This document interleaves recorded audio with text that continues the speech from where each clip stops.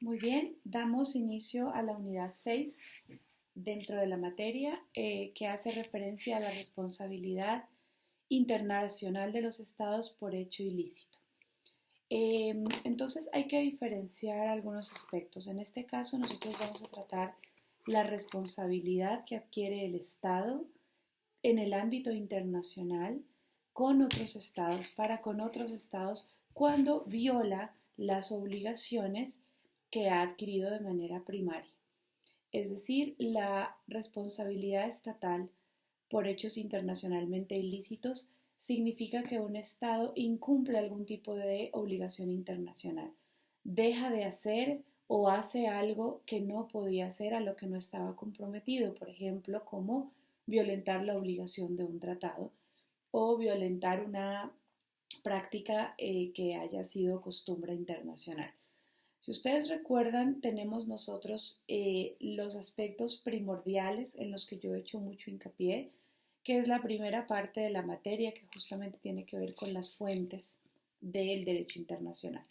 ¿Qué significa esto? Entonces, las fuentes del derecho internacional son las que crean las obligaciones en el ámbito internacional. Tenemos dos, que son la costumbre, los tratados, tenemos unas fuentes subsidiarias y de manera paralela tenemos una fuente que es el soft law, pero que es una fuente que no es exigible en el ámbito legal. ¿Ok? Entonces, pensemos que el derecho se construye principalmente y prácticamente a partir de dos tipos de obligaciones, derivadas de costumbre y derivadas de tratados. Si esta es la conceptualización que tenemos, entonces tenemos a estas como las obligaciones primarias. Esto significará entonces que es a partir de estas obligaciones primarias en donde el Estado se compromete, ¿ok?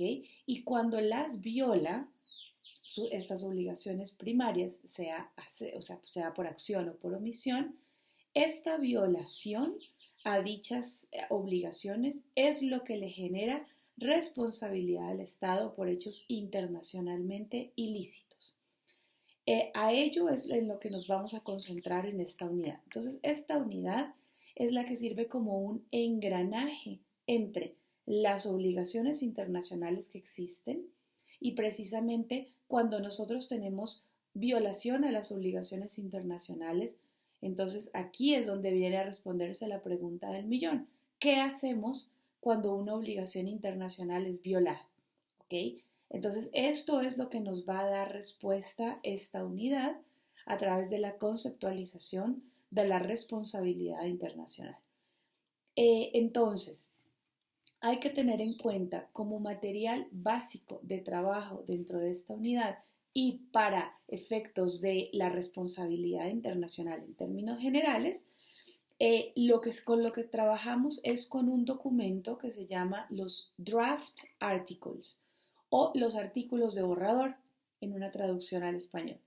Estos draft articles tienen la fecha del 2001 y fueron trabajados por la Comisión de Derecho Internacional de la Organización de las Naciones Unidas. Estos artículos son un proyecto de tratado, por eso se llaman draft articles o artículos de borrador. Es decir, es un texto de trabajo que constituye la elaboración y la etapa previa a la presentación de un tratado. Todavía no ha sido aceptado como tratado, ¿ok? Pero al ser el único documento que existe de manera referencial respecto de la responsabilidad internacional de los estados, pese a que todavía no es un tratado, se toma como el libro referente, así como cuando tomamos la Convención de Viena para el derecho de los tratados, aquí se toma este texto precisamente como la referencia fundamental para trabajar el tema de la responsabilidad estatal.